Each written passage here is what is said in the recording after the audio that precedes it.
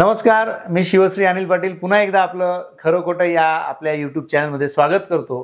खरं म्हणजे जिथं अपवादांना स्पेस नसते, प्रश्न आणि उत्तर देण्याची पद्धत जिथं थेट असते, ते चॅनल म्हणजे खरं खोटं। आज मालेगाव किस्से कहानियां मालेगाव या विशेष सदरामध्ये आपण एक वेगळ्या विषयावर चर्चा करणार आहोत। जी चर्चा गेली अनेक वर्ष मालेगावच्या संदर्भात भारत करतोय, जी चर्चेमुळे गेली अनेक वर्ष मालेगाव एक वेगळ्या पद्धतीने चर्चेला आलेलं आहे आणि ते बदनाम सुद्धा आहे। असं मालेगाव मधलं हिंदू मुस्लिम तणावाचं राजकारण असेल, त्याची कारणं असतील आणि हिंदू मुस्लिम दंगल असेल, या विषयावर आज आपण चर्चा करणार आहोत। आज आपल्या सोबत आहेत मालेगाव शहरातले सामाजिक कार्यकर्ते ताऊ भैया परदेशी, जे गेली अनेक वर्ष या सगळ्या हिंदू मुस्लिम दंगली आणि एकूणच त्याची असलेली कारणं, त्यामागे असलेलं राजकारण, त्यातलं असलेलं अर्थकारण, या सगळ्यांचा जाणीवपूर्वक अभ्यास करतायत। गेल्या अनेक वर्षांपासून हिंदू मुस्लिम या विषयांच्या संदर्भात ते एक वेगळ्या पद्धतीने मांडणी करतायत। ही मांडणी मालेगावसाठीच नाही तर संपूर्ण भारताला उपयोगी पडेल अशी आहे आणि या मांडणीमुळे एकूणच मालेगाव आणि त्याची ही जर सगळी गोष्ट आपण एकदा समजून घेतली तर मला वाटतं की भारतातल्या अशा अनेक मालेगावांचा प्रश्न आणि तिथला तणाव हा निकालात निघू शकतो। किमान नव्या पिढीला या सगळ्या मागचं गणित, या सगळ्या मागचं अर्थकारण आणि राजकारण नक्कीच समजू शकतो। अशा पद्धतीची आजची ही चर्चा। आज आपण किस्से कहानियां मालेगावमध्ये मालेगावची दंगल, त्याचं भोवतीचे राजकारण आणि सगळे एकूणच त्याच्या संदर्भातली चर्चा करणार आहोत। आज आपल्यासोबत उपस्थित आहेत सुभाष परदेशी उर्फ ताऊ भैया परदेशी। आज आपण त्यांच्याशी गप्पा करणार आहोत। भैया नमस्कार, खरं खोटं चॅनलमध्ये आपलं स्वागत। नमस्कार। खरं म्हणजे मालेगावचा हा सगळा विषय आहे आणि मालेगाव म्हटलं की दोन गोष्टी येतात, की अफवा येतात, दंगे येतात आणि त्यामागे हिंदू मुसलमानाचा संघर्ष पण येतो। आम्ही लहान असल्यापासून हा सगळा संघर्ष ऐकत आलोय, तुम्ही अनेक वर्षांपासून याचा सगळा अभ्यास करतायत, पण ही चर्चा आजही केली जाते। आम्ही जेव्हा बाहेरगावी जातो तेव्हा लोक विचारतात की अरे हा ते दंग्याचं मालेगाव का, नंतरच्या काळात विचारायला लागलं की बॉम्बस्फोटाचं मालेगाव का, पण ती छवी हिंदू मुस्लिम या तणावाची गेली अनेक वर्ष आहे आणि ती सातत्याने सुरू आहे। पण मालेगावच्या बाहेरच्या व्यक्तीला सुद्धा याबद्दल अनेक गैरसमज असतात, ऐकीव माहिती असते आणि त्यातून मालेगावची एक वेगळी इमेज त्याच्या डोक्यात तयार झालेली असते। आणि जेव्हा मालेगावकर कुठं बाहेर जातो, एखाद्या वेगळ्या तालुक्याला, जिल्ह्याला किंवा दुसऱ्या राज्यात जातो, तेव्हा मालेगावला त्या निमित्ताने ओळखलं जातं आणि त्या व्यक्तीला त्या पद्धतीने बघितलं जातं। तर या एकूणच सगळ्या संदर्भामध्ये आज आपण दंगलीच्या विषयावर चर्चा करणार आहोत। आम्हाला तुमच्याकडून हे समजून घ्यायचं आहे की मालेगाव आणि दंगा, मालेगाव आणि हिंदू मुसलमान संघर्ष हा आधीपासून असाच मालेगाव होतं का? मुळात सर्वात अगोदर मी खरं खोटं चॅनलचं मी धन्यवाद देतो की एवढ्या गंभीर विषयावर कमीत कमी इतक्या वर्षानंतर काहीतरी चर्चेला सुरुवात होते। मुळात मालेगाव शहर जे आहे याचं आपण एक भौगोलिक स्ट्रक्चर, एक नकाशा जर डोळ्यासमोर ठेवला तर असं लक्षात येतं की आपण एक नदी जी आहे मोसमच्या पूर्वेकडचा भाग जो आहे तो आणि पश्चिमेकडचा, पूर्वेकडचा पूर्ण भाग हा जवळजवळ त्या काळात 60-65% मुस्लिम वस्तीचा होता आणि पश्चिमेकडचा 60-65% हिंदू वस्तीचा होता। अशा पद्धतीने या वस्त्या होत्या। मुळात काय आहे की मी मालेगावातल्या सामाजिक क्षेत्रात काम करत असताना आपोआपच राजकीय समाजवादी विचारसरणी असल्यामुळे राजकीय भूमिकाही आम्ही घ्यायला लागलो आणि मग तेव्हा लक्षात यायला लागलं की हे नेमकं चालतं काय बुवा। हे हिंदू मुसलमान दरवेळेस होतं। 1923 पासूनचं रेकॉर्ड मी शोधायला सुरुवात केली। अच्छा। आणि ते मला मिळालं। त्याच्यातनं मग कशा दंगलीचे कारणं घडली, दंगली घडल्यात का, हे सगळं मी शोधायला लागलो आणि मग लक्षात आलं की या सगळ्या दंगली प्रॉपर मूळचा ना मुसलमान करत होते ना हिंदू करत होते। जे सभ्य समाज आहेत ते कोणीच दंगली करत नव्हते, दंगली हा विषयच नव्हता। मग होतं काय हुआ, तर त्या काळामध्ये असं लक्षात आलं आपल्याला की क्षणिक काही प्रसंग निर्माण होत्या आणि त्या प्रसंगावर रिॲक्ट होणं, प्रतिक्रिया देणं आणि मग त्याच्यातून येणं. त्याच्यात सगळ्यात मोठा वाटा जो असेल, जसं आजच्या युगात व्हॉट्सअप युनिव्हर्सिटी आहे आणि बाकीचे सायबरचे जे वेगवेगळे पार्ट आहेत ते सोशल मीडिया सोशल मीडिया तंत्र आहे, त्यावेळेस अफवा हे मस्त काम करायचे. म्हणजे आज व्हॉट्सअप किंवा फेसबुकवरून अफवा पसरतात, त्यावेळेला तोंडी अफवा पसरायचे आणि ते अफवा इतक्या टिपिकल पद्धतीने जायचा. मुळात काय आहे की मी असं समजतो की दंगल हा जो शब्दप्रयोग आपण पुन्हा पुन्हा करतो, मालेगाव जातीवाद्यांचं गाव किंवा दंगलीचं गाव, बॉम्बस्फोटाचं गाव, हे जेव्हा आपण विचार करतो तर त्यावेळेस मला असं वाटतं की दुःखही वाटतं की अशी दंगल नावाची काही परिस्थिती दंगल झाली बा. मी दंगलीचा एक वेगळा अर्थ काढतो. दंगल ही दोन समूहाने आपसात स्वतः समोर लाट्या काट्या घेऊन किंवा वस्त्या जाळून किंवा असं काही घडतात, त्याला एक प्रकारे आपण दंगल समजतो. दोन गटात किंवा दोन धर्मात झालेला तणाव किंवा हाणामारी. मुळात इथं प्रॅक्टिकली परिस्थिती काय आहे की इथला अर्थकारण जे आहे हे पूर्णपणे पॉवरलूम सेक्टरवर अवलंबून आहे. आता त्याच्यात थोडाफार बदल होतो आहे, तरी 60-70% आजही पॉवरलूम सेक्टरवर या गावाचं अर्थकारण अवलंबून आहे. पूर्वीचा जो पश्चिमेकडचा ज्याला हिंदू बेल्ट म्हणू, कॅम्पस, संगमेश्वर वगैरे, नाही पण मग हा हिंदू बेल्ट तुम्ही जो म्हणताय, मी तेच तुम्हाला म्हणतोय की हे मालेगाव आधीपासून असंच होतं का? असंच मालेगाव असंच म्हणजे आता 60-40चा तेव्हा फरक होता, आता 80-20चा फरक आहे. अच्छा. म्हणजे त्या पश्चिम पूर्व भागामध्ये आता 15-20% हिंदू शिल्लक राहिलेले, बाकी सगळे निघून आले. तसेच इकडे जे 20-25-30% होते त्याच्यापैकी जवळजवळ 15-20% पूर्वेकडे निघून गेले. मुस्लिमांनी स्वतःचं प्रोटेक्शन करण्यासाठी. बरं, हे प्रोटेक्शन यांना मारामाऱ्या झाल्यात का कुठं? म्हणजे मारामाऱ्या झाल्या किंवा कोणी कापाकापी झाली किंवा एकदम काही काय असतं की सायकोलॉजिकल अशा पद्धतीने प्रेशर येतं की आपण या वेढले गेलेलेच बा. म्हणजे आता आपण दत्तनगरचा विषय घेऊ आपण. बरोबर. तर दत्तनगरच्या नागरिकांना चारही बाजूने एक मुस्लिमांचं संख्या आहे बा आणि केव्हाही काही होऊ शकतो. ही एक म्हणजे ते मानसशास्त्रीयदृष्ट्या बरोबर बी आहे आणि एक अनामिक भीती बी आहे. त्याच्यामुळे तिथे प्रॅक्टिकली काही घडलं का तर तसं काही घडल्याचं असं उदाहरण नाहीये. तसं संगमेश्वर किंवा कॅम्पस बी असं काही घडत नाही.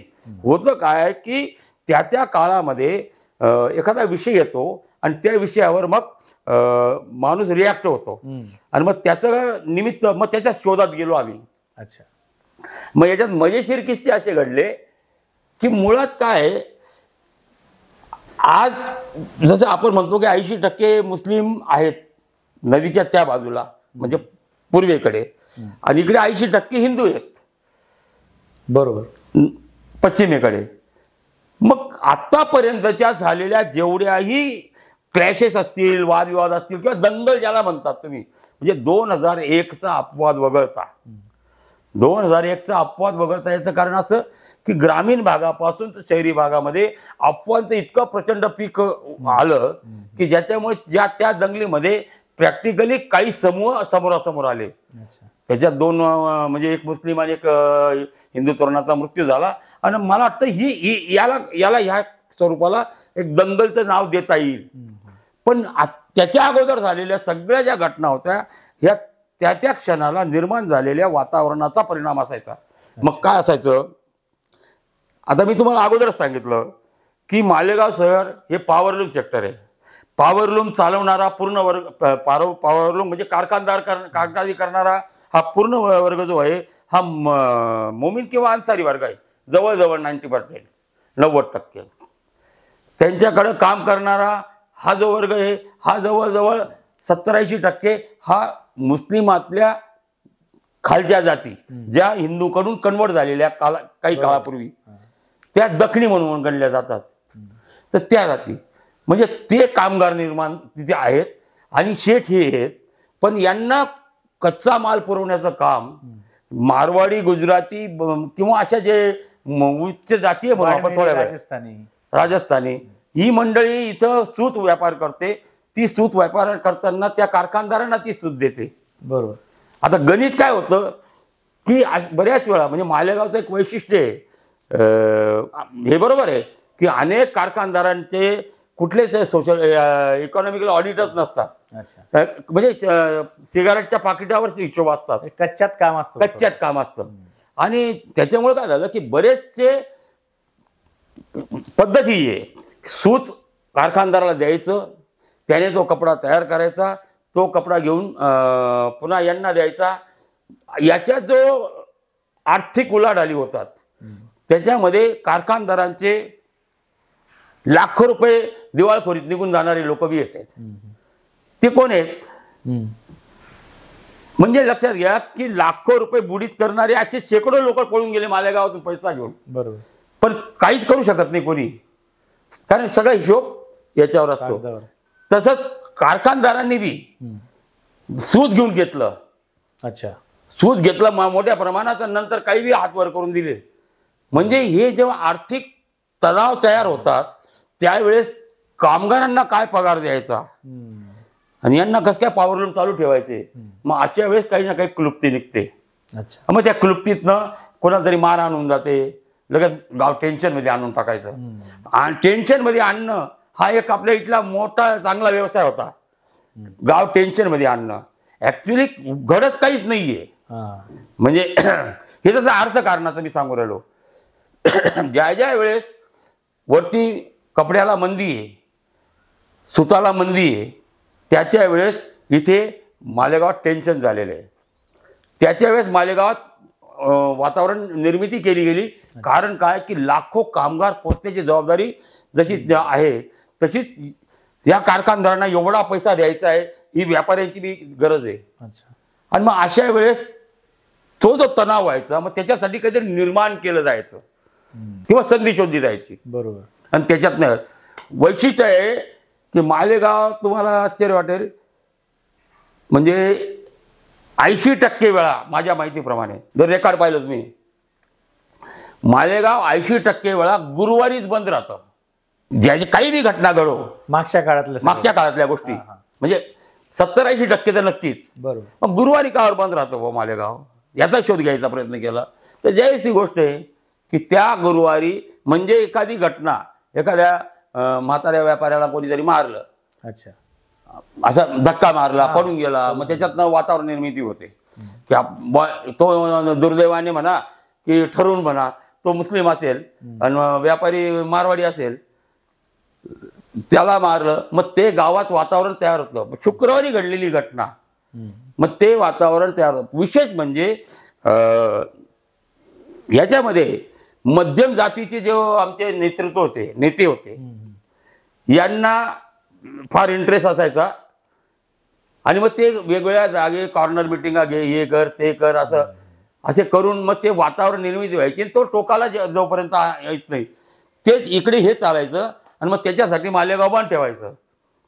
मालेगाव बंद ठेवणं हा सरळ अर्थ असा असायचा की आता हे मालेगाव शुक्रवारी घटना घडलेली, शनिवार रविवार सोमवार मंगळवार बुधवार गेला, मग गुरुवारी बंद राहतो मालेगाव.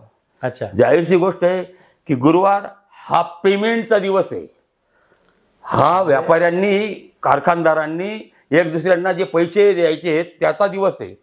म्हणजे त्या काळामध्ये 15-20 कोटीपासून सुरुवात झालेला विषय असेल, तो जवळजवळ 250 कोटीपर्यंत गेलेला आहे व्यापार.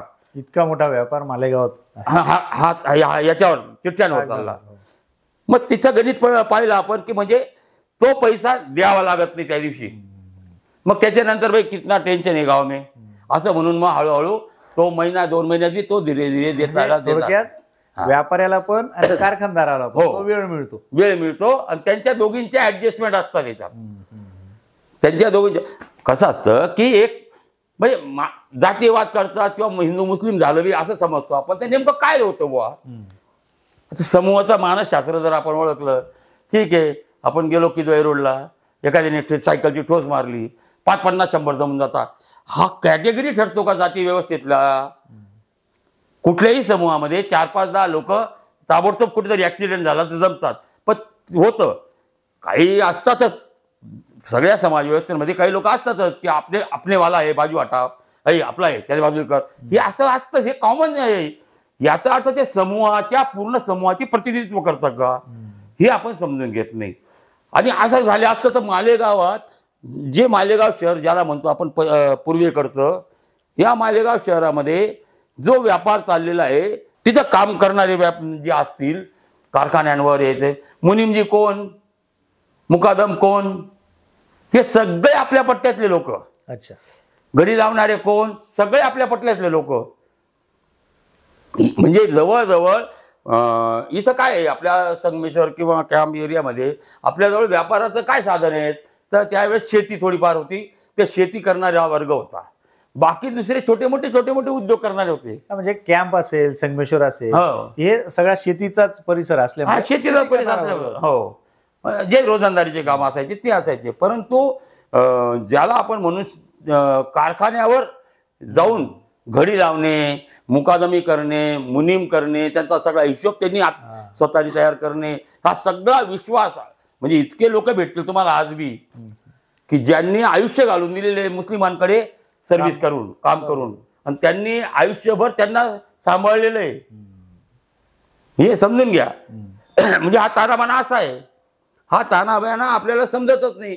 खालच्या लेवलवर हे काही छोट्या मोठ्या गोष्टी घडतात आणि अफवा हा सगळ्यात मोठा पॅटर्न असतो या सगळ्या प्रक्रियेमध्ये, असं लक्षात आलं. आणि अनेक बरं कसं असतं, म्हणजे मुस्लिमांची तरफदारी करायचा विषयच नाही. 80% समाज एक बाजूला आहे, तर त्याच्यातनं समजा 10-15-20% तर संघटित राहणारच येते. म्हणजे हे आपण स्वीकारलं पाहिजे की 10-15% राहतातच. मग त्या 10-15% तुम्ही 70% लोकांना मारत बसाल का? त्यांनी काय योगदान आहे? इतके रिलेशन आहेत या मालेगावचे, कारण हे मालेगाव पूर्ण जिवंत जे राहिलेले, ते आजपर्यंत जिवंत जे राहिलेले, ते फक्त आणि फक्त पॉवरलूम सेक्टरमुळे. बरोबर. प्रमुख व्यवसाय आपला पॉवरलूम आहे. काहीच नाही. इथल्या साड्या ज्या होत्या, कोणी दिला हा धंदा? या रंगीन साड्या ज्या तयार केल्या, या रंगीन साड्या पुरं मालेगाव तयार करतं आणि अख्खा पश्चिम महाराष्ट्र पूर्ण त्या साड्या घालतं. मग त्या कोण, हे मुसलमानांनी तयार केलेली साडी कुंदुनी घालवली, असं काही असतं का? पण हे आता जे चालतं ना, तर तो व्यापार होता. आता त्यानंतर सरकारच्या केंद्र शासनाच्या पॉलिसी बदलल्या आणि मग त्याच्यानंतर त्या रंगीन साड्या बंद झाल्या वगैरे वगैरे. त्यानंतर बी गावात कपडा उद्योग चालू आहे. हा कपडा आपला इथून कोरियाला जातोय, चीनला जातोय, सगळीकडे जातोय. म्हणजे मालेगावच्या मालेगाव तयार झालेला. हो, मालेगाव तयार झालेल्या कपड्याचं इतकं वैशिष्ट्य आहे की म्हणजे सुरत मार्केट आज त्याच्यावर चालू आहे मोठ्या प्रमाणात. कच्चा कपडा. हा. मग हे सगळं जाते. हा पैसा कुठे जाऊ राहिला? तो मालेगावातच कुठेतरी मालेगावाचं चालतं. काय असतं, तर या ठिकाणी आपल्याला एक लक्षात घ्यावं लागेल की मुस्लिमांनी समजा असं ठरवलं की हिंदूंनी ठरवलं, आपण हिंदूंनी ठरवू असं म्हणूया आपण थोडं बोलण्यासाठी, की नाहीच करायचं काही, यांच्याशी व्यवहार करायचे नाही, यांच्याशी हे करायचं नाही. मुळात प्रश्न असा आहे की आपली झोळी फाटलेली आहे. आपण कष्ट करू, ते कष्ट करतील तर आपलं गाव चालेल. मी तर असं म्हटलोय की मालेगाव एक असं आहे की अनैतिक संबंधातून पैदा झालेल्या मुलासारखं आहे. म्हणजे म्हणता ना, आई जेव घालीना आणि बाप मागू देईना, ती परिस्थिती आहे मालेगावची. म्हणजे प्रशासन, शासन, राजकारणी सगळ्यांनी या मालेगावला फक्त एक वापरती वस्तू म्हणून ठेवलेले आहे. ज्याला वाटलं त्यांनी यायचा प्रयोग करायचा. म्हणजे प्रयोगशाळेतले उंदरांना जसं करतो ना आपण, तसा मालेगावर प्रयोग चालू. हे चालतं जे जेवढं चाललेले, येऊन जाऊन मालेगाव बदनाम करायचं, जातीय दंगली, हे ते बॉम्बस्फोट झाले, हे झाले, कोणी केले? का बरं कोणी काही बोलत नाही याच्यावर? म्हणजे कोणाची तरफदारी करायची किंवा ती बाजू घ्यायचा विषय नाहीये, मालेगाव समजून घ्यायचा विषय मला. बरोबर. हे काय चालतं हे सगळं म्हणजे थोतांड आहे. मालेगाव दंगली होत नाही असं माझं ठाम मत आहे. दंगली सदृश्य परिस्थिती निर्माण केली जाते. ती केल्यानंतर अर्थकारणाच्या सगळ्या घड्या एक वेगवेगळ्यांच्या, त्याच्यासाठी ठराविक वर्ग तयार असतो, त्यांचं ते गणित असतं, त्यांना ते बरोबर घडवून आणायचं असतं. हा जसा व्यापाऱ्यांबद्दल बोललो मी, है ना, व्यापारी किंवा उद्योगधंद्यांबद्दल बोललो, कारण हजारो मजुरांना पोसायचं काम कारखानदाराला करावं लागतं आणि मालेगाव 4 दिवस बंद राहिलं तर ते कारखानेवाले बस. म्हणजे हे सगळे प्रकरण, त्रास द्यायचं म्हणा किंवा त्रास करून घ्यायचा म्हणा, हे सगळे प्रकरण वरच्या लेवलचा जो अर्थकारणी असतो ते ठरवून करत असतात, असा माझा सरळ आरोप. पण मग तुम्ही हे सगळं सांगताय तरी सुद्धा असं आहे की मालेगावातल्या दंगलींचा पुरावार इतिहास आहे. ते आपण दंगली म्हणूया किंवा तो तात्पुरता संघर्ष म्हणूया. या सगळ्या घडलेल्या संघर्षामधून या सगळ्या मालेगावात घडलेल्या धार्मिक घटनांमधून मालेगावचं चित्र नेमकं कसं बदलत गेलं सामाजिक जीवन म्हणून? कसं? या सगळ्या घडलेल्या घटनांमधून हां ज्या काही मागच्या दंगलींचा इतिहास मालेगावला आहे आणि मालेगावातलं जे रहिवास आहे तो 80% तिकडे होताच. नॉन मुस्लिम आपली सगळी मंडळी तिकडे होती, हिंदू मंडळी होती. हिंदू मंडळी बऱ्यापैकी आता स्थलांतरित झाली, त्या प्रमाणात मुस्लिमही झाली असती, पण हिंदू मंडळी बऱ्यापैकी स्थलांतरित झाली. तर या सगळ्या घटनांचा समाज जीवन म्हणून काय परिणाम झाला? नाही, याचा वाईट परिणाम काय झाला की तुम्हाला एक लक्षात येईल की एवढं सगळं वातावरण कायम राहिलेलं आहे आणि ते वातावरण मी का बरं म्हणतो कृत्रिम दंगली असतात या किंवा कृत्रिम पद्धतीचं दंगल सदृश्य वातावरण निर्माण केलं जातं. हे जसं मी म्हटलं की या अर्थकारणाच्या बाबतीतल्या घड्या मी सांगत होतो तसंच राजकारणाचं आहे. म्हणजे पहिले एकच मतदारसंघ होता, म्हणजे कॅम्प संगमेश्वर आणि मालेगाव एकच विधानसभा मतदारसंघ होता. तोपर्यंत दोन्ही समाजांच्या लीडर लोकांना गरज असायची एक दुसऱ्याची म्हणण्यापेक्षा मतदानाचीच. त्याच्यामुळं काय झालं की त्यावेळेस ना फटकन लोक उभे राहून जायचे. विशेष म्हणजे तुम्हाला सांगितलं ना मी की बा या एवढ्या पट्ट्यामध्ये जसं कॅम्प ते पार मोतीबाग नाक्यापर्यंत गेलात तुम्ही तर इथे जे नेते होते ते 70 ते 80% नेते हे समाजवादी विचारांचे होते. अच्छा. हा, म्हणजे मग इथं आपण बघितलं विठ्ठल काळे असतील, दिलीप पवार, म्हणजे अनेक लोक असे करत करत तुम्ही संगमेश्वरात जा, श्रीराम पाटील असतील, लखुताते असतील, त्याच्यानंतर मग पुढे गेलात काही युसुफभाई असेल, पुन्हा सुभाष जाधव वकील असतील, पुन्हा माधवराव वडगे असतील, असे अनेक लोक, सकाराम कृष्णा चौधरी, मच्छिंद्र सकाराम, अशी सगळी मंडळे एक फौज होती मोठी. इथं म्हणजे काँग्रेसला चान्सच नव्हता अशा पद्धतीचं हे होतं इतकं. म्हणजे न्यायालयामध्ये जेव्हा निवडून यायचे, वैशिष्ट्यपूर्ण गोष्ट सांगतो तुम्हाला की न्यायालयामध्ये जेव्हा निवडून यायचे तर त्यावेळेस त्यांची मिरवणूक संगमेश्वरातून यायची, हत्तीवर यायची किंवा घोड्यावर यायची. अच्छा. हा, आणि प्रत्येक घरात त्यांना बाहेर दिवे लावलेले असायचे, प्रत्येक घरी त्यांना टिळा लावून दूध पाजलं जायचं. हा कधीचा काळ सांगताय? हा तुम्ही 70 त्या नंतरचा. अच्छा. म्हणजे आजच्या राजकारणात जसं तुम्ही बघितलं की आमच्या सारख्याला काय दिसतं की समोर दोन पक्ष आहेत भारतीय, एक काँग्रेस आणि एक बीजेपी, हे प्रमुख दोन पक्ष समोरासमोर आज दिसत आहेत. तशा पद्धतीने त्यावेळेला समाजवादी विचारसरणीचे पक्ष जनता दल आणि काँग्रेस समोर होता. म्हणजे त्यावेळेला बीजेपी किंवा त्या पद्धतीचा पक्ष हा विषय नव्हता. आणि हा सगळा काळ कधीचा असेल अंदाजे? आम्ही समजून घ्या तुम्ही 90 ते पुढचा काळ. अच्छा. म्हणजे 20-25 वर्षापूर्वीचा. हा, म्हणजे मग काय झालं की ऍक्च्युली मालेगावात जातीय उद्वेष वाढावा तर एकीकडे 80% समाज, एकीकडे 20% समाज शिल्लक, एकीकडे हा 80% संख्येने कमी पश्चिमेकडचा भाग. त्याच्यामुळे त्याच्यात व्यापार करण्याची वृत्ती आहे. क्वचित लोक आता शेती संपलेली आहे त्याच्यामुळे ते तरुण पोरं छोटे मोठे रिक्षा वगैरे कामं करतात. अशा पद्धतीचं हे सगळं आहे. म्हणजे धर्म म्हणून, मुसलमान म्हणून किंवा हिंदू म्हणून असं कोणी संघटित काम करतंय असं काही होत नाही. होतं काय, मालेगाव एक असं मी म्हटलो ना की कधी कधी असं होतं की न्यायालयामध्ये एक राजकारणाचा फार मोठा महिलाचा दगड आमच्या हिशोबाने त्या काळात होते. आता याच न्यायालयामध्ये एंडच्या जे 10-15 वर्ष गेले ते एकदम वादग्रस्त व्यक्तिमत्व म्हणून गेले. पण वैशिष्ट्यपूर्ण असं होतं की मालेगाव शहरात हमीद दलवाईंना आणून त्यांची टांग्यावर मिरवून, हमीद दलवाई कोण, हे मुस्लिम सत्यशोधक मंडळाचे प्रमुख, जे क्रांतिकारी विचाराचे, मुस्लिम सुधारणावादी विचाराचे ते होते. त्यांना पूर्ण महाराष्ट्रावर विरोध होत होता. त्या काळात त्या हमीद दलवाईला मालेगावात आणणे.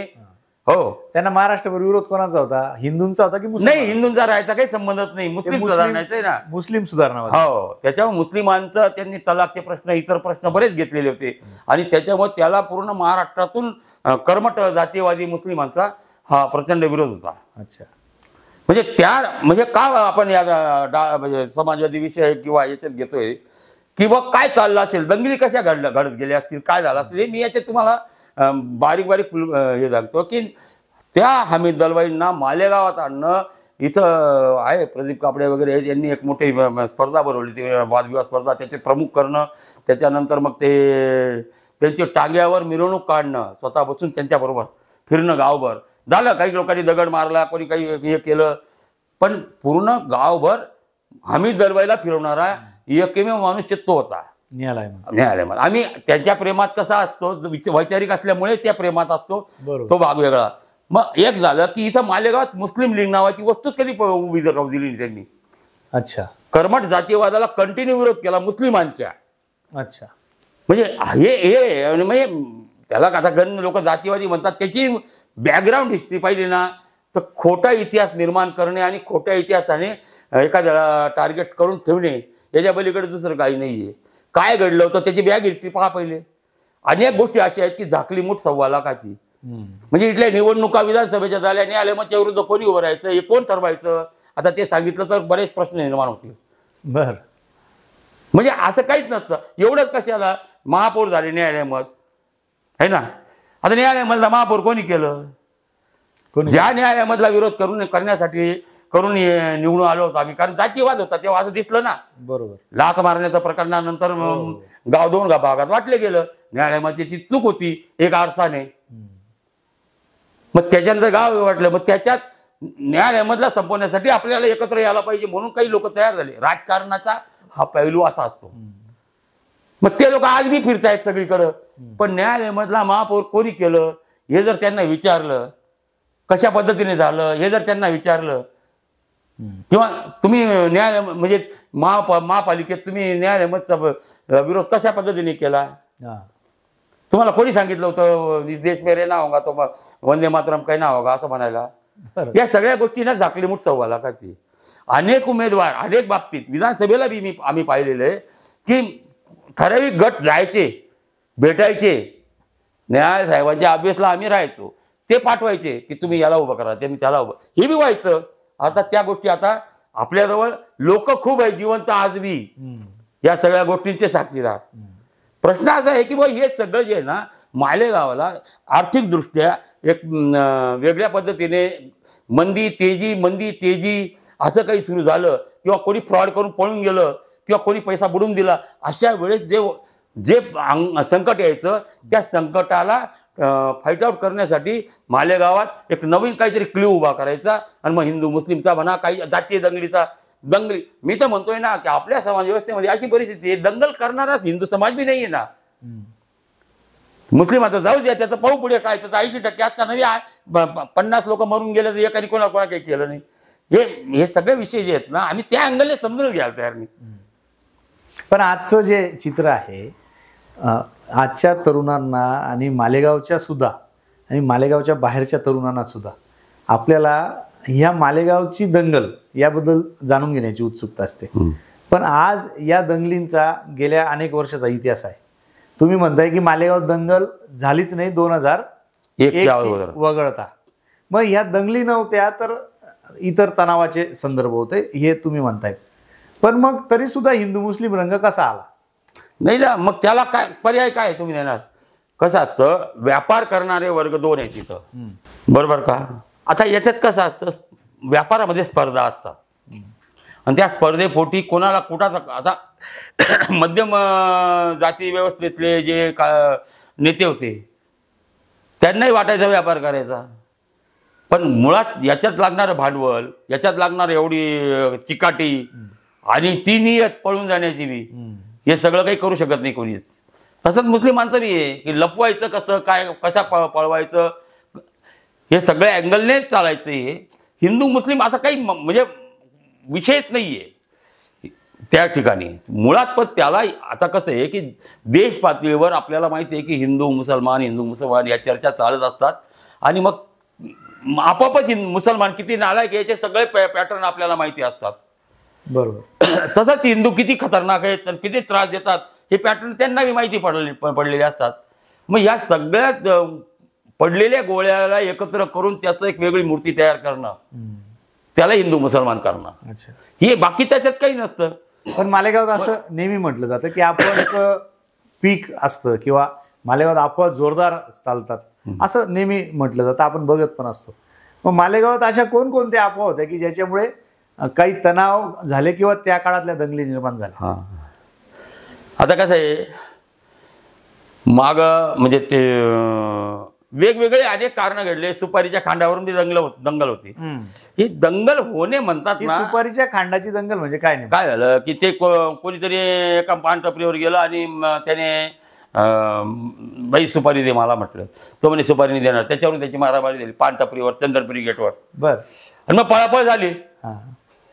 आणि वैशिष्ट्य काय असतं, आपण चंदनपुरीवर पळापळी झाली ना, थोडी दगडफेक होतात, काही काही स्टॅबिंग होतात, काही किरकोळ मधल्या घटना घडतात, एकट्या दुकट्याला गाठून मारलं बी जातं. अशा घटना दोन्ही बाजूनी होतात. ते गुन्हेगारीचं प्रमाण आहे. हा, ते वेगळं आहे. त्याला हिंदू मुस्लिम हा विषय वेगळ्या पद्धतीने ट्रॅक केला जातो. मग काय होतं की चंदनपुरीला पळापळ झाली तर आपण मोसम पुलावर बी पळत राहतो. अच्छा. हा, म्हणजे आपल्याकडे ही मेंटॅलिटी वाद घालायची अफवांच्या सवयीमुळे. अफवांच्या सवयीमुळे.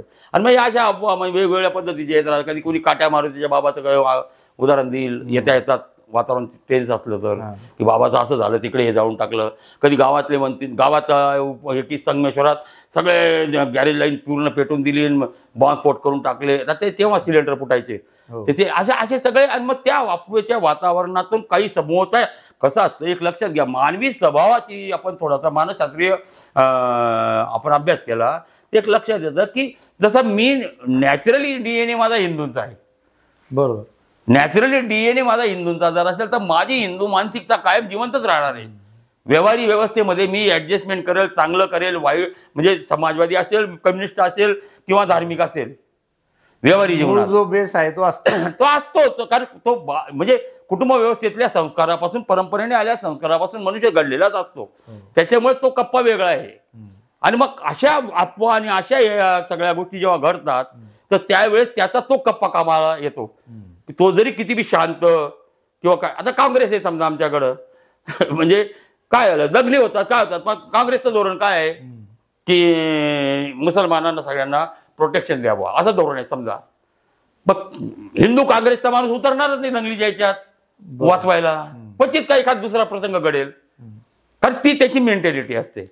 ही सायकोलॉजिकल मानसशास्त्रीय म्हणजे तो मुसलमानांचा बी तेच आहे. म्हणजे तो ओरिजिनल मुसलमानच असतो, हा आम्ही ओरिजिनल हिंदूच असतो.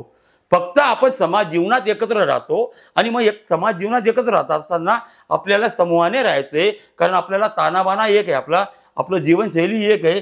हा समूहाचा वेगळा समाजशास्त्र आहे. पण हे जे आता चाललंय की काही झालं तरी खतरे में है अशी दोघी बाजूने आवई उठवली जाते आणि ती सातत्याने उठवून त्यावर बरंच मोठं राजकारण सातत्याने चालतं. हे असं पूर्वीच्या काळी पण होतं का? नाही, इतकं नव्हतं. म्हणजे होतं. कसा मुस्लिम द्वेष हा विषय जो आहे 1925 पासून जास्त जोरात सुरू आहे. त्याची ऐतिहासिक फार वेगवेगळी कारण आहेत. हो. नाही, मालेगाव पुरतं सांग. हा, पण आता काय झालं की त्या मूठभर लोकांच्या डोक्यात येत असलेले विचार हा सगळ्या समूहाचा विचार असेल असं नसतं. तसं होत नसतं. आणि तर मग आता आपण म्हणजे आता उदाहरणं तर खूप येतील ना, लाखो उदाहरणं येतील ना. मालेगाव का बरं जिवंत आहे? मग बरोबर, एक विषय घेतला की मालेगाव का बरं जिवंत आहे, चला अर्थकारणात मग आपण पाहतो, आपण आपल्याला लक्षात येतं की हे एक दुसऱ्याशिवाय जगू शकत नाहीयेत. म्हणजे व्यवसायांचा एकमेकांशी असलेला संबंध आहे. हो, तो आधीही होता, आजही आहे. हो. म्हणजे असं होणार नाही की ज्या पद्धतीने आज सगळीकडे एक वेगळ्या अंगाने चर्चा होते की याच्यावर बहिष्कार घाला, त्याच्यावर बहिष्कार घाला, तसं मालेगावात घडू शकतं का? कसं आहे, मुळात काय आहे त्याच्यात, आता आपण प्रवृत्ती समजून घेऊ. दोन गोष्टी मी याच्यात स्पष्ट करतो. म्हणजे मी पहिले राजकारणाचे जे बोलत होतो त्याचा हे आहे किंवा निवडून आलेले जे लोकप्रतिनिधी असतील, मालेगाव एक दुर्दैवाचा भाग असा आहे की न्यायालयामध्ये असो की नंतरचं कोणी बी असो, मालेगावात विकास नावाचं असं काही वेगळं व्हिजन दिलं नाही. नवे उद्योग येऊ शकले नाही, विकासाचं मॉडेल तयार नाही झालं, काहीच दिलं नाही. म्हणजे ते मान्य केलं पाहिजे ना, तो दोष त्यांना दिलाच पाहिजे. त्याच्यानंतरच्या आलेल्यांना बी त्यांच्या झालं कसं की त्याच्यात ते गणित त्यांचे त्याच्यातून काय काढता येईल याच्यासाठी राहिलं. म्हणजे मी म्हणतोय ना कधी कधी की पहिले लोकसेवक असायचा. लोकसेवक म्हणजे काय, गल्लीतलं चांगलं काम करणारा पोरगा. त्याला लोक बोलून घ्यायचे. मग त्याला सांगायचं की बाबा माझ्या इकडची गटर साफ होत नाही. मग तो जाऊन तिथं सांगायचा चला माझ्याबरोबर. तो लोकसेवक. मग हळूहळू हळूहळू त्याला लोक सांगायला लागले की तू आता निवडणुकीला उभा राहिले, एवढे कामं करतो लोकांचे. मग तो निवडणुकीला उभं राहायचं त्याची तयारी झाली. मग लोकांनी त्याला नगरसेवक केला. म्हणजे जो सामान्य काम करायच्या लोकांची तो नगरसेवक झाला. आता नगरसेवक झाल्यानंतर काय झालं की त्याला हळूहळू ना नमस्ते करणाऱ्याची संख्या वाढून गेली. म्हणजे लोक त्याला काम सांगायचे, त्याच्या जागेवर आता त्याच्याजवळ ते नमस्ते करणाऱ्यांची संख्या वाढली तर आपोआपच ते आले ना पुढे. कॉलर टाईट झाली. हां, कॉलर टाईट झाली. मग बरोबर मग काय करायचं नगरसेवक, मग एवढ्या एरिया, मग ही गटर ती गटर ते गटर हे गटर हा स्लॅब तो स्लॅब अशा पद्धतीचे कामांचं जेव्हा त्याला लक्षात यायला लागलं की हे बी कामं असतात. मग त्याच्यानंतर तो नगरसेवक होता हळूहळू त्यांनी ऑफिस स्थापलं. ऑफिस स्थापल्यानंतर तो नगर पिता झाला. आता तो नगरपिता झाला. लोकसेवकचा नगरसेवकचा नगरपिता झाला. आणि नगरपिता झाल्यानंतर तर त्याला, कारण मालेगाव सारखं शहर जे कंटिन्यू वाढू राहिलं, नवे महापालिका आल्यामुळे नवे हे वाढलं तर प्रचंड काम वाढलं, प्रचंड पैसा आला. मग तो नगरपिता आता त्या सगळ्या त्याचे कॉन्ट्रॅक्टर नेमतो, त्याच्या पद्धतीने कामं करतो. तो नगरशेठ झाला. आता नगरशेठसाठी म्हणजे मालेगाव महापालिका म्हणा किंवा म्हणजे इन्व्हेस्टमेंट ऑफ बेनिफिट तुम्ही गुंतवा आणि काढा. एका नगरसेवकच्या कामासाठी 2-2 कोटी 3-3 कोटी रुपये जर कधी निवडून येण्यासाठी खर्च होत असेल तर समजून घ्या तुम्ही काय चालतं. मग याच्यासाठी काय करायचं तर मग हे हिंदू मुस्लिम आणि असे जे प्रश्न आहेत हे कायम जिवंत ठेवायचे बुवा. म्हणजे मतदारांचं होल्डिंग आपल्याजवळ राहावं. सेम टू सेम MIMचा आमदार का बरं निवडून येतो? त्या धार्मिक ध्रुवीकरणामुळे.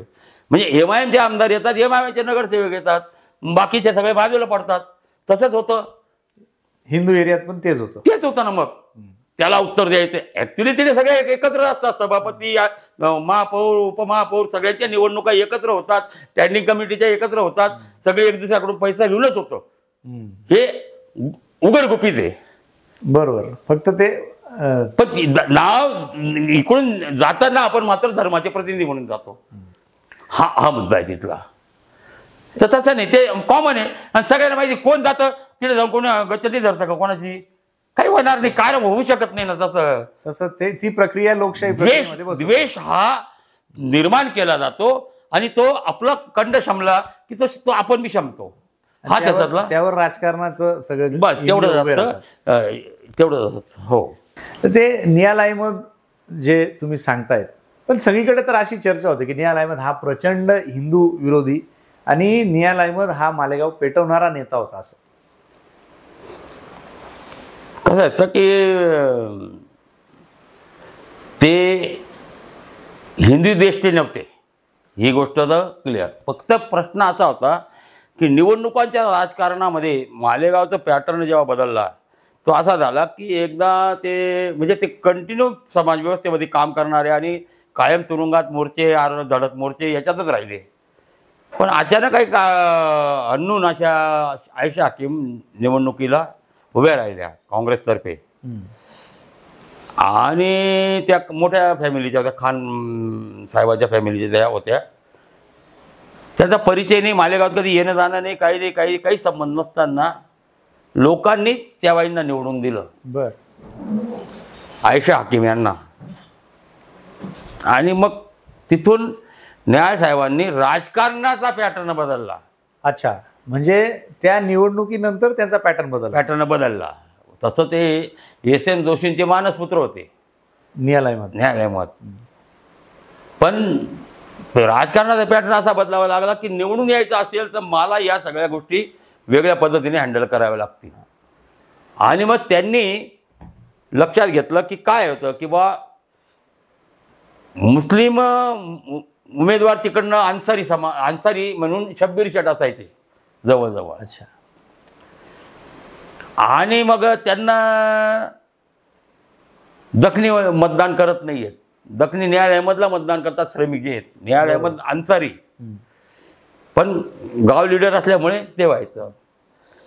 त्याच्यामुळे झालं काय,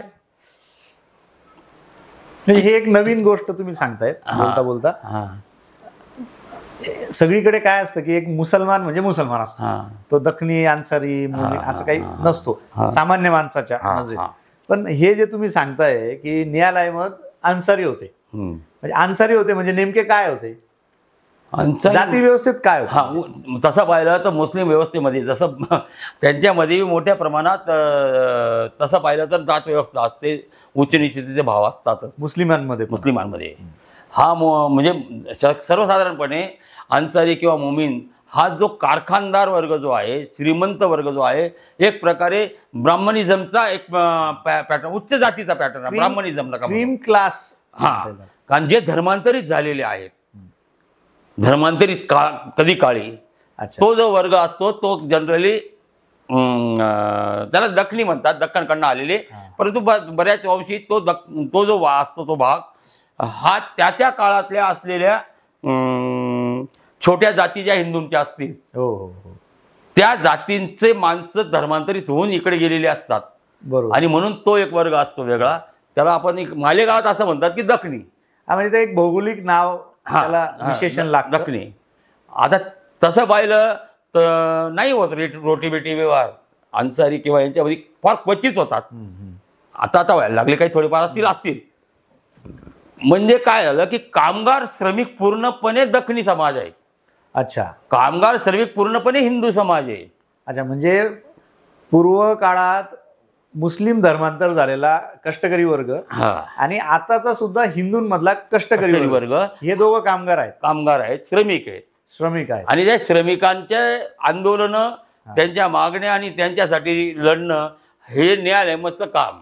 म्हणजे समाजवादी नेता क्लास मधला एक व्यक्ती जो समाजवादी विचारसरणीचा. हा, त्याच्यामुळे ते आंदोलन ते लढायचे, त्याच्यामुळं त्यांच्या बाबतीत हे होतं. आणि तो सोबर मुस्लिम जरी असले तरी त्यांच्यातला द्वेष नसायचा, त्याच्यामुळे हिंदू समाज बी त्यांच्या बाजूनेच उभा राहायचा. म्हणजे कट्टरता नसल्यामुळे हिंदू समाज जवळ गेला, जवळ असायचा. आणि मालेगावात तसं त्यांनी कुठल्याच मुस्लिमांची कट्टरता वाढूच दिली नाही. म्हणजे मुस्लिम लीगचे लोक उभे राहायचे, सगळे राहायचे, पण त्यांनी त्यांना त्याच्या काळात खतमच केलेलं आहे. म्हणजे जाहीर सभांमध्ये बोलायचे ते, याचं आम्ही इथे हजारो लोकांना माहिती आहे सगळं.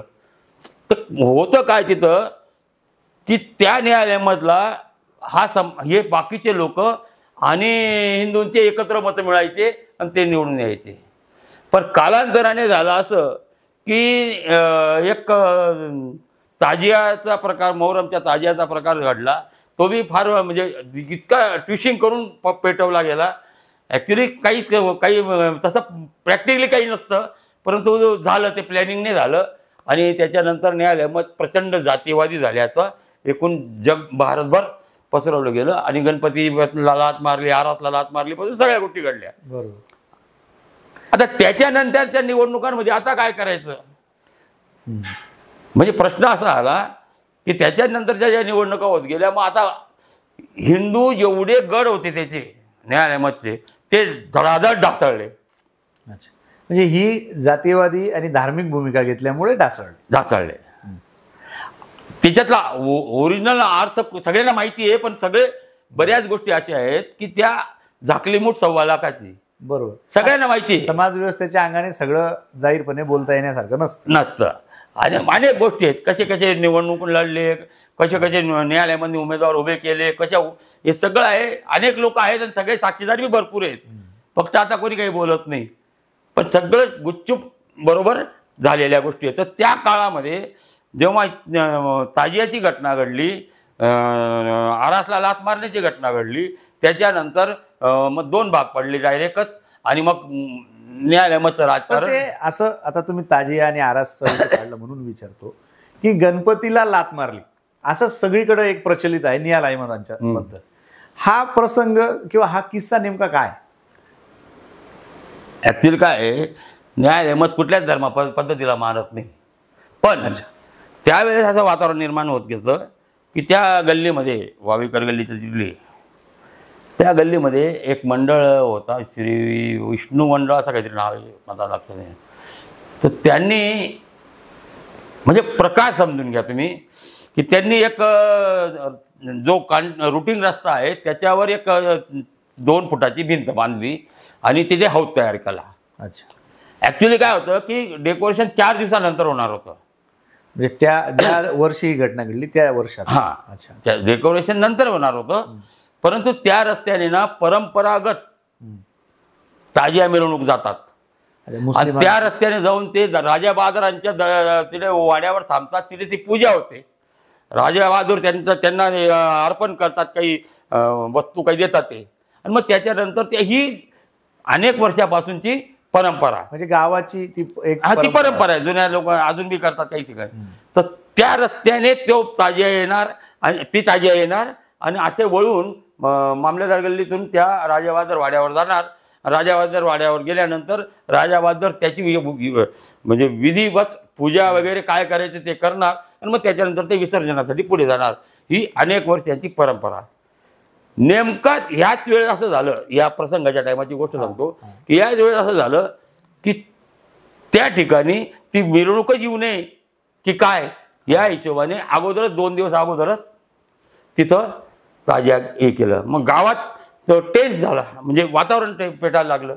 ताजियावाले जे होतात, कर्मठ मुसलमान जे आहेत ना, म्हणजे मोठे, हे ताजियाला नाही मानत, दर्ग्याला नाही मानत, पीरला नाही मानत. हे लक्षात घ्या, वेगळा भाग आहे तो. हा अजून एक वेगळा भाग आहे अजून तो, म्हणजे तो विषयच नाही.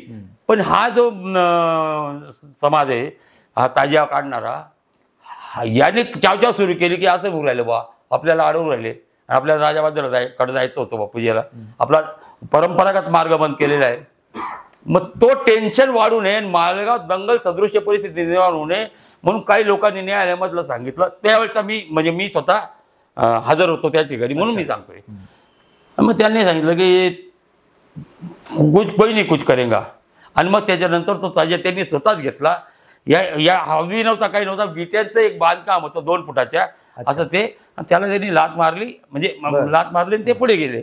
हा एवढाच तो प्रसंग होता. म्हणजे आराज बी नव्हता, आराज वगैरे ते निमित्त झालं सगळं. पण मला एक वाईट काय वाटलं की म्हणजे कोणीच असं समाजवादी विचाराचे बी लोक खरं बोलायला तयार नाही, खरी गोष्ट सांगायला तयार नाही, अशी परिस्थिती निर्माण झाली. कशामुळे झाली? ही वातावरण निर्मिती अशी होऊन गेली ना, वातावरण तणावपूर्ण झालं. हा, म्हणजे मग तिथं 8 दिवस गणेशोत्सव विसर्जन थांबलं मालेगावचं. इतका मोठा इश्यू क्रिएट झाला. 8 दिवस मग पुऱ्या भारतभर चाललं ते. आणि अफवा काय होती त्यावेळेला की गणपतीला लात मारली, इथून सुरुवात केली ती. मग न्यायालयामध्ये जे होते राजकारणात, त्यांनी पुढे येऊन काही विश्लेषण केलं का त्या विषयाचं? नाही, त्यांनी केलं नाही. त्यांनी काय केलं, मग कुणाल गोरे वगैरे असे सगळे समाजवादी नेते वगैरे आले, त्यांच्या सभा झाल्या मोठमोठ्या. अच्छा. त्यांनी सांगितलं की सगळं काय झालंय, पण ऐकणारा वर्ग तिकडेच होता ना, किदवाई रोडवर झाल्या काय, तिकडेच सभा झाल्या. म्हणजे जिकडे ती माहिती पोहोचायला पाहिजे ती पोहोचली नाही, पोचली नाही. कोणी ऐकून घ्यायचं बी नव्हतं ना, आणि मुळात त्या ऐकायचंच नाही, हे ठरवून चाललेलं असतं ना सगळं. बरोबर, त्या अफवा सगळ्या उभ्या केल्या, जिवंत ठेवायच्या असतात. असं झाला तो प्रकार. आणि तो गणपतीला लात मारली, हा थेट गणपतीला लात मारली असं कधी झालं नव्हतं असं तुमचं म्हणणं? हो, नाही, ते फोटोग्राफ सगळे ना, ते लोक बी जिवंत आहे ना, जे तेव्हा प्रचार करायचे होते ना. काय होतं की आमच्या सगळ्या पिढीला तर असंच ऐकायला आलं की न्यायालयामध्ये यांनी गणपतीला लात मारली आणि त्याच्यामुळे मालेगावात तणाव निर्माण झाला. 8 दिवस ज्या मिरवणुका थांबल्या, तुम्ही जसं सांगताय, म्हणजे हे गणपतीला लात मारली हे आपल्या सगळ्या प्रेक्षकांना म्हणून तुमच्या निमित्तानं समजून नाही. गणपती रोडवर नव्हताच ना, तो गणेश बसवलेले होते ना गणपती, त्या घरात होते. अच्छा. ते म्हणजे पुढच्या वरांड्याचा असतो ना, तिथं होता. बरं. बाहेर रस्ता आहे, रस्त्यावर कंपाऊंड टाकलेले विटांचं, रातोरात बांधकाम करून तयार केलेले. अच्छा. म्हणजे दोघं बाजूंनी तशा पद्धतीने त्या प्रवाहाला आता सुरुवात झाली होती की हिंदू असो किंवा मुस्लिम असो, एक द्वेषपूर्ण पद्धत सुरू झाली होती. आणि ती राजकारणाची गरज होती असं पण आपल्याला म्हणतो, आणि त्या राजकारणाच्या अंगाने ते सुरू झालं होतं. पण मग हे सगळं घडत असताना त्या काळात जो काही मीडिया असेल, म्हणजे आता तर डिजिटल मीडिया आहे, त्यावेळी प्रिंट मीडिया होता, त्या काळातला मीडिया हा नेमकी काय भूमिका बजावत होता? झालं कसं की जसा माहोलचा परिणाम जो होतो ना, आणि मी अगोदर सांगितलं की सायकोलॉजिकल एक मेंटॅलिटी बनलेली असते. एकदा ती चर्चा सुरू झाली म्हणजे चांगले मी म्हणजे ते बाकीच्या लोकांचा बिचाऱ्यांचा काय दोष देणार आहे, सामान्य मनुष्य तर तो कॉमनच माणूस त्याच्या पद्धतीने विचार करणारच आहे. पण कर्मठ समाजवादी जेवढे बी होते ना, त्यांनी सुद्धा पलटी मारून दिली होती. अच्छा. म्हणजे ही भूमिका त्यांनी स्पष्टपणे मांडलीच समाजासमोर नाही. मांडली नाही. सगळ्यांना माहिती होतं काय घडलेलं आहे. अच्छा, हे माहीत असून पण खरं मांडण्याचं धाडस केलं. नव्हतं त्यांच्यात धाडस आणि धाडस नव्हतं कोणामध्येच. म्हणजे मीडिया तर नाहीच नाही, पण हा, मग ते पेपरवाले तर त्यांना काय माहिती कोण देणार आहे. बरोबर. आणि अशा वेळेला मालेगावात ज्या ज्या वेळेला असे तणाव घडतात त्यावेळेला पोलीस प्रशासनाची भूमिका नेमकी काय अशी असते? हे बाबा, माझ्या माहितीप्रमाणे मी असं समजेल की मालेगावात जेव्हा जेव्हा दंगल सदृश्य परिस्थिती निर्माण झालेल्या आहेत, तर त्यावेळेस मी जे बोलत होतो पहिले की दंगल होते तर 2 समूहामध्ये होते, आमने सामने होते, लूटमार होते, किंवा कोणीतरी एकदम जाळपोळ करणारा समाज असतो किंवा वर्ग असतो किंवा टोळका असतो, त्याला कोणीतरी गोळीबार करता पोलिस. आता इथं हा प्रश्न आहे की मालेगावात असं मी जे म्हणतोय की दंगल अशीच समोरासमोर काही झालेलीच दिसत नाही. 2 समूह समोरासमोर आलेले बहुसंख्या दिसत नाही. पद्धतीने समोर आले 2001च्या अगोदरची गोष्ट. अगोदरची. अच्छा. मग तरी सुद्धा माझ्या माहितीप्रमाणे कमी जास्त असतील पण 25 ते 30 लोक, काही महिला मेले, पोलीस गोळीबारात मेले, सगळे मुस्लिमच आहेत. हे काय भानगड आहे? म्हणजे गोळीबारात मेलेले सर्व मुस्लिम आहेत. हा, मग ते झुंडीने असतात म्हणून झालंय? हा, मग ते अटॅक करायला येतात म्हणून झालं का काय झालं? पोलिसांच्या भूमिका विचारल्या म्हणून मी सांगतोय. त्या पोलिसांचा प्रश्न आहे खरं तो. आपण हे सगळं जे घडत होतं आणि हे घडताना मालेगाव ज्या पद्धतीने बदलत होतं, तर मालेगावचं तुम्ही वारंवार जे सांगत होतात की आर्थिक ताणाबाणा आहे. मग लहान गट असेल त्याचा प्रश्न वेगळा आहे, सामान्य नागरिक असेल त्याचा रोष वेगळा असतो, पण या सगळ्याचा हिंदू मुस्लिम व्यापाऱ्यांवर आणि त्यांच्या एकमेकांच्या व्यवहारावर कधी परिणाम झाला का? नाही हो, त्यांचे ॲडजस्टमेंट झालेली असते. प्रत्येकाला त्याचा हेतू पास झालेला असतो आणि आपलं काम चालू असतं. अच्छा, म्हणजे खालच्या स्तराला चर्चा वेगळ्या असतात, पण वरती जे व्यापार आहे तो सगळं आलबेल असतं, तो सतत सुरू होता. बहुतांशी आलबेल असतं. मी आता साधी गोष्ट आहे. आता आमच्याकडे मी सहज बोलतोय तुम्हाला, आता बहिष्कार टाकायची चर्चा चाललेली आहे. मी त्याच्यावर 1-2 मिनिटं बोललेले याच्यासाठी की मग याच्यावर बहिष्कार टाका, त्याच्यावर बहिष्कार टाका. प्रश्न असा आहे की मागच्या दंगलीच्या वेळेस 2001च्या दंगलीच्या वेळेस जवळजवळ 700 लोक मालेगाव सोडून गेले. 2001च्या दंगलीत. हा, 700 लोक कोणते गेले? ज्यांनी भाड्याने गाड्या आणलेल्या होत्या, ज्यांनी भाड्याने फ्रूट आणलेले होते, ज्यांनी भाड्याने कोणताही माल आणलेला होता, कटलरी म्हणा, काही म्हणा. आमच्या शूरवीरांनी काय करावं? उठायचं आणि पहिले काय करायचं तर ते रस्त्यात दिसणारी टपरी असेल, कोणाचं काही छोटं मोठं दुकान असेल काय, त्याला पलटवायचं, 4 चाकी गाडीला पलटवायचं, तिला तोडून टाकायचं, हिला आग लावायची. हे सगळे रस्त्यावर जे बिचारे रोजगारांसाठी थांबलेले असतात, म्हणजे अतिशय सामान्य नाही त्याबरोबर. हा, म्हणजे त्यांना आता कमवतील, घरी जातील, खातील, रोजंदारीने पोट भरणार. आता काय झालं की त्यावेळेस सर्वे केला होता ना आम्ही की जवळ 600-700 लोक असे की ते मालकाकडनं त्यांनी माल घेतला 5,000चा. अच्छा, म्हणजे उधार आणलेला माल होता. उधार मालक देतो ना, आणि याच्याकडनं गाडी आणली 4 चाकी आणि मग माल ठेवला, संध्याकाळी ज्याचा पैसे देणार आहे तो, आणि तुम्ही येऊन सगळा लुटून टाकला. आता ते पैसे द्यायलाही माणसं नाहीये, त्याच्याजवळ पैसा नाहीये. मग ही अँगलने तुम्ही समजून घेतलं तर समजतं की सामान्य माणसावर कसा अटॅक होतो. आता सिंपल बात आहे, म्हणजे मालेगाव व्यापार कशावर चालतो?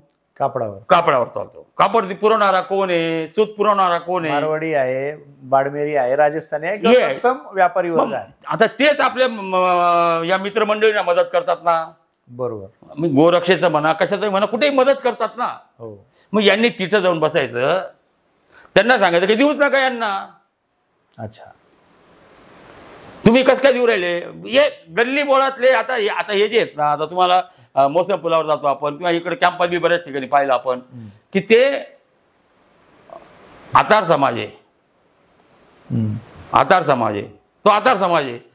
मग तो आतार समाज त्या काळात ज्यावेळेस त्याचं धर्मांतर झाले असेल त्या काळात तो उद्योग, इस्लामने काय केलं त्या काळामध्ये ते जे छोटे मोठे समाज जे होते, जे बाला बलुतेदार, आलुतेदार बलुतेदार जे होते, या लोकांना देवाची आस, आमचा एक ईश्वर वगैरे असं काही सांगितलं असेल, जर तर ते प्रश्न आहेत, किंवा तलवारीच्या जोरावर असेल, किंवा मारून असेल, किंवा आमिष देऊन असेल, यांना त्या त्या काळात धर्मांतर केलेली आहेत. धर्मांतर झालं ही गोष्ट मात्र खरी आहे. हा, धर्मांतर केलेली आहेत ना.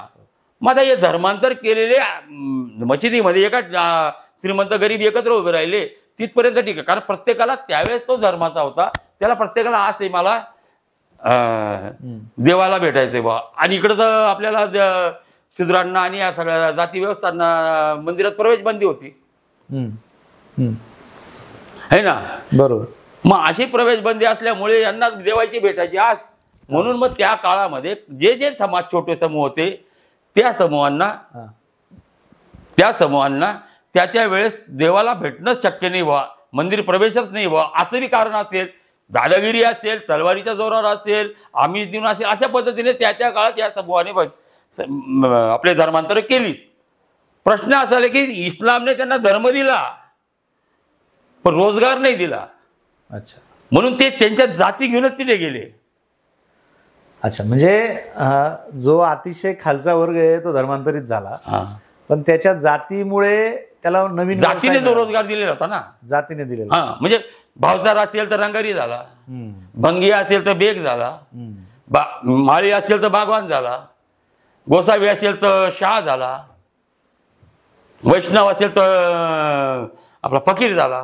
म्हणजे त्यांचं पूर्वाश्रमीचं जे पोट होतं ते त्यांच्यासोबत गेलं. आणि मग त्याच्यामुळे इकडनं गेलेले हे सगळे लोक जे आहेत तिकडे गेल्यानंतर इस्लामने त्यांना धर्म दिला. वैशिष्ट्यपूर्ण उच्च जातीय मुसलमान जो बहुसंख्येने आहे तो या लोकांना बी मानत नाही.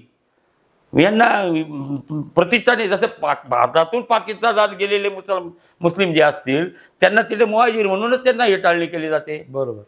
तसंच इथं हे धर्मांतरित झालेला हा आपला म्हणजे जे आमचेच पूर्वज होते अरुणदार बलुतेदार हे पूर्वजच तिकडे धर्मांतरित झालेले आहेत. त्या गोष्टीला हजारो वर्ष होत आले, शेकडो वर्ष होत असतील. बरोबर. या शेकडो वर्षात काही पिढ्या बदलून गेल्या असतील आणि आज तुम्ही त्याला तो मुसलमान आहे म्हणून त्याच्यावर बहिष्कार टाकत हा म्हणजे मी माझ्याच माणसाच्या मानेवर एक टाकतोय का काय. म्हणजे नकळतपणे आपण ह्या बहिष्काराच्या निमित्ताने पूर्वाश्रमीचा हिंदू असणारा पण आर्थिक परिस्थितीने गरीब असणारा ज्याचा हातावर पोट होतं त्याच व्यक्ती आता हे लहान लहान व्यवसाय करतायत जे आज आपल्याला मुस्लिम दिसत आहेत आणि नकळतपणे त्यांच्यावरच तो खालच्या तिथेच आपण म्हणून मी माझा मुद्दा आहे ना, माझं हेच म्हणणं होतं की बा हे जे व्यापार करतात ना, ठीक आहे तुम पेटलो आपण बार जास्त पाकिस्तान मातला आहे म्हणून मुसलमान मातला आहे असं गृहीत धरलं बी आपण आणि सत्य बी असेल समजा, तुम्ही एक काम करा, त्यांचे तुम्हाला रोजगार बंद करायचे आहेत ना, त्यांचं जीवन आराम करायचे ना, या खालच्या लोकांना नका ना काही करू. हे रोज कमवतील, रोज घरी जातील. तुम्ही ज्यांच्या उत्पादनावर जे चाललेले आहेत ते जे मोठे मोठे लोक वरती बसलेले आहेत त्यांच्याकडे जाताना ही टपरी जा, ती गाडी जा, हे याचं नुकसान कर, याचं शटर, याच्यातनं काय आपण कोणतं आपण मर्दानकी दाखवणार आहोत. त्याचा मूळ मुद्दा आहे की मग तुम्ही मग ठीक आहे अशा भूमिका तर योग्यच नसतात संविधानाच्या हिशोबाने, पण तरी सुद्धा तुम्ही करतात तर मग या अँगलने करा. विनाकारण या सगळ्या या छोट्या समूहांना आणि कशासाठी करतायत. एक तर तुम्ही त्यांना घेत नाही कशात. बरोबर. त्यांनी समजा सोडवलं धर्मांतर करायचं ठरवलं, कुठे घ्याल तुम्ही. पुन्हा तुम्ही म्हणाल ही जात ती जात ती जात, ते म्हणजे तिकडून मी लाता खाऊ राहिले आणि इकडून मी लाता खाऊ राहिलेले अशी परिस्थिती आहे. हे समजून म्हणजे थोडक्यात प्रश्न हा जरी धार्मिक दिसत असला तरी हा आर्थिक आणि समाज व्यवस्थेतल्या श्रीमंत गरिबीतला या अंगाने पण आपल्याला. आणि त्याच्यात एक महत्वाचा मुद्दा हे सांगून देतो मी, मध्येच राहून देईल तो, कारण हा मधले मुद्दा आला होता, पण तो मूळ मुद्दा असा होता की त्या मोहरमच्या ताजियाच्या प्रकरणानंतर गावाचं सरळ 2 भाग झाले. ही गोष्ट 100% खरी. त्याला कारणीभूत खुलासा न केल्यामुळे आणि त्याचं कुणीच पुढे येऊन न बोलल्यामुळे न्यायालयामध्ये जबाबदार राहिले. ही गोष्ट तेवढीच खरी. निवडणुकीच्या राजकारणामध्ये मी तेच बोलत होतो की तो याचा परिणाम ताजियाचा भाग झाला आणि त्याच्यानंतर मात्र गावाचे जसे 2 हे झाले आणि मग त्याच्यानंतर निवडणुका लढवण्यासाठी मग समाजवादी वगैरे तिथे एक होतं की जनतेचा हळूहळू कल, हिंदू मानसिकता ही शब्बीर शेठच्या बाजूने उभी राहिली. मतदारसंघ एक असल्यामुळे, मतदारसंघ एक असल्यामुळे म्हणजे न्यायालय मैदानकडचे हिंदू मतदार हा हे हे टप्प्याटप्प्याने शब्बीर अहमद यांच्याकडे वर्ग टर्न होत झाले. गेले. हा कारण न्यायालयामध्ये एक नंबरचे शत्रू उभे म्हणून समोर येऊन गेले, हिंदू विरोधी हा. चेहरा समोर आला. शत्रू म्हणून येऊन गेले.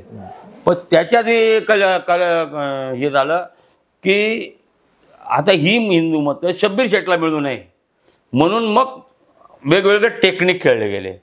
म्हणजे मी आश्चर्य वाटेल तुम्हाला की चांगले चांगले मध्यम नेते जे होते जे हिंदू समाजाचे, ते वेगवेगळ्या पद्धतीने न्यायालयामध्ये कसा निवडून याच्यासाठी प्रयत्न करायचे. हो, आणि त्याच्यासाठी वैशिष्ट्यपूर्ण म्हणजे मला तर असं म्हणायचं की बा आता शब्बीर शेठला मतं मिळवू नयेत म्हणून बाबा उभे राहिले. असं झालं एक प्रकारे, बाबा निवडून येण्यासाठी उभे राहिले असतील. अच्छा, बाबा कोण? काट्या मारुतीचे बाबा. अच्छा, म्हणजे महंत साधू. महंत, हा तप्तगिरी का काहीतरी नाव होतं, ते महंत उभे राहिले. कोणी उभं केलं असेल बा त्यांना. मग नंतर मी पाहिलं अशा अनेक गोष्टी आहे की जाकलीमूठ 1.25 लाखाची. म्हणजे हिंदू मतदान एक बाजूलाच राहावं यासाठी मी वेगळी एक टीम तयार केलेली होती. ती टीम काम करत होती आणि त्याच्यात बरोबर हेच चालत होतं. दरवेळेस कोणाला उभे करायचं, कोणाला म्हणजे मूळ गणपती उत्सवाच्या दरम्यान न्यायालय यांनी गणपतीला लाथ मारली आणि ताजियाचा प्रमुख मार्ग रोखला गेला. ह्या दोन प्रमुख घटना ह्या गावाच्या विभाजनाला कारणीभूत ठरल्या, धार्मिक दृष्ट्या आणि मानसिक दृष्ट्या सुद्धा कारणीभूत ठरल्या. त्यानंतर गाव कसं बदलत गेलं, जसं शब्बीर अहमद यांच्याकडे कल वाढला. पण त्यानंतरच्या दंगली कधी कधी झाल्या, कोणकोणत्या खंडात झाल्या? दरवेळेस निवडणुका आल्या जसं अर्थकारणाचे गणित जास्तीत चालू. हे गणपतीला लाथ मारण्याचा प्रसंग अंदाजे कोणत्या सालातला आहे? 83-84च्या दरम्यान, म्हणजे एक 83-84च्या दरम्यान 2001 ची दंगल झाली. 83-84 ते 2001 याच्यामध्ये पुन्हा काही दंगली झाल्या का? हो, दंगली म्हणजे तुम्ही दंगली म्हणतायत ना, पुन्हा पुन्हा वातावरण टेस्ट करायचंय, पुन्हा पुन्हा तणाव निर्माण झाला, तणाव निर्माण करायचा. मग तो कोणी दिवाळ्या काढून पळून गेलाय, म्हणजे 15-20 कोटीचे दिवाळे निघून जायचे, तर तो टेन्स तयार राहायचा. बरोबर है ना. मग कधी कधी निवडणुका आता परत येत आहेत नगरपालिकेच्या, त्यावेळेस नगरपालिका, मग नगरपालिकाच्या मग काय करायचं, मग काहीतरी एखादं वातावरण तयार करून ठेवा. म्हणजे छोटे वापरण्यासाठी आपल्या मालेगावचा मी जे म्हणतो ना की जसं बाहेरच्यांनी मालेगावाला वापरलं तसंच स्थानिकांनीही निवडणुकी डोळ्यासमोर ठेवूनच या सगळ्या घडामोडी घडत गेलेल्या आहेत, असा माझा एक अंदाज आहे. अच्छा, म्हणजे पाहिलेलं आहे मी. मालेगाव हे अफवा आणि ह्यात सगळं धार्मिक मतदानाचं गणित, ओरिजिनल धार्मिक पद्धतीने दंगली हा विषय आजपर्यंत मालेगावात झालेला नाही. अच्छा, म्हणजे मालेगावचे जे तणाव होते, दंगली होत्या, त्या धार्मिक मतांच्या गणितातून आल्या होत्या असं म्हणायचं नाही, त्याच्यात नाही आल्या. त्या स्थानिक लेवलवर घडलेल्या एखाद्या घटनेची रिॲक्शन किंवा प्रतिक्रिया म्हणून काही ना काही निर्माण केलेलं असतं, त्याच्या मागे मोठा इतिहास असतो. म्हणजे घटना घडली ती गोष्ट क्षुल्लक असते, पण त्याला नंतर एक सिंपल सांगतो. आता आम्ही मालेगावात राहतो, इतक्या वर्षापासून आपण पाहू राहिलो, ते म्हणजे इतक्या दंगलींचा इतिहास तुम्ही आता मांडत होते सगळे. मग आता पवारवाडी असेल, दत्तनगर असेल, वावीकर गल्ली असेल, मामलेदार गल्ली असेल, विजयनगर असेल, हिंगलाज नगर असेल, ह्या सगळ्या वस्त्या पूर्णपणे वेढलेल्याच आहेत ना मुस्लिमांनी. पण आता तिथे हिंदू कमी राहिलेत ना. आता कमी झाले, म्हणजे हेच सांगितलं तुम्हाला सायकोलॉजिकल. मग तसंच या पट्ट्यामध्ये शांतीनगर असेल, बदरगाबाडा असेल, इसाक चौक असेल, सर्वे नंबर 13 असेल, इथे मुस्लिम आहेत. पण ह्या सगळ्या वस्तू नाही, ऐका ना माझं म्हणणं, नाही माझं म्हणणं हे की मग एवढ्या याच्यात ह्या लोकांना कोणी अजूनपर्यंत कोणी साडी ओढल्याचं किंवा कोणी एखाद्याचं काही वेगळं म्हणजे काय आहे, जर माहोल पेटलेले 80% वर्सेस 20% असं जरा तिकडे जरा का इकडे जरा, मग 20% कसे काय तिथेच राहू राहिले अजून बी, ते 20% इकडे का बरं राहू राहिले? त्यांच्या बायांना त्रास झाला, यांच्या बायांना त्रास झाला, यांच्या बायांना त्रास झाला, कोणाला त्रास झाला? म्हणजे अफवा वगळता तसा थेट त्रास कोणाला झाला? ना हिंदूंनी मुसलमानांना दिला, ना मुसलमानांनी हिंदूंना दिला. थेट त्रास वैयक्तिक कुटुंबावर असा काही झाला नाही. पण मग 2001 ची दंगलीने इतकं भीषण रूप काय घेतलं? मग त्याच्यात काय झालं की त्यावेळेस 2002ला निवडणुका होत्या.